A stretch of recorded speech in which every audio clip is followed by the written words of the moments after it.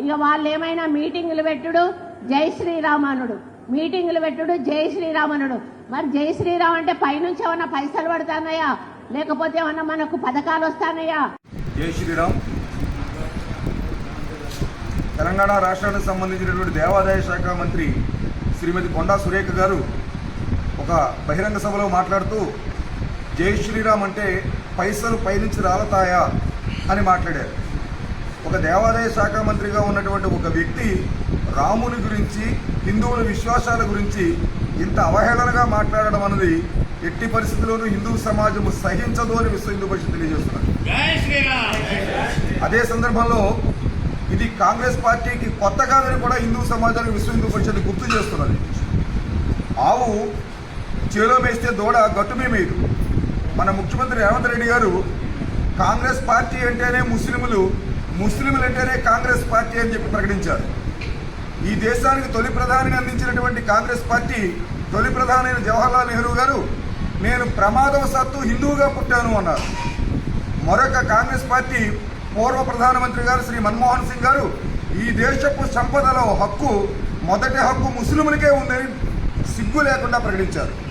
అదే సందర్భంలో కాంగ్రెస్ పార్టీకి సంబంధించిన అధ్యక్షురాలు శ్రీమతి సోనియా గాంధీ గారు హిందూ ఉగ్రవాదం అంటూ ప్రచారం చేశారు.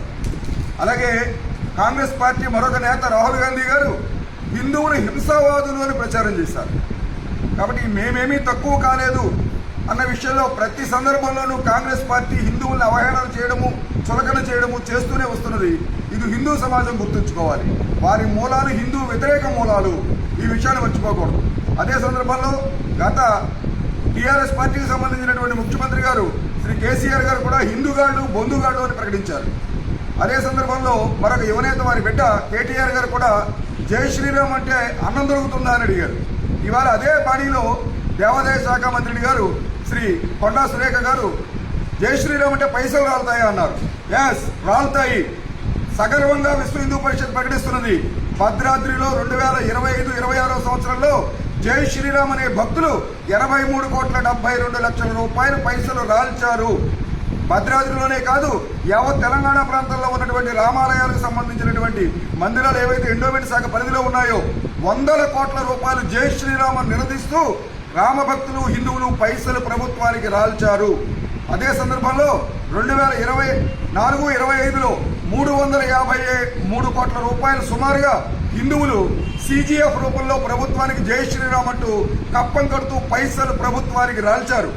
2025-26 సంవత్సరంలో సుమారు 577 కోట్ల రూపాయలు CGF పట్టం జై శ్రీరామ్ అంటూ పైసలు ప్రభుత్వానికి CGF రూపంలో హిందువులు, రామభక్తులు రాల్చారు. ఇక్కడ ఒక విషయం స్పష్టంగా చెబుతున్నాం. మేము ఆనాడు మొఘలాయల కప్పం కట్టాము, ఆ తర్వాత క్రైస్తవులైన బ్రిటిష్ వారికి కప్పం కట్టాము. ఇవాళ ప్రభుత్వానికి CGF రూపంలో హిందువులు కప్పం కడుతున్నారు.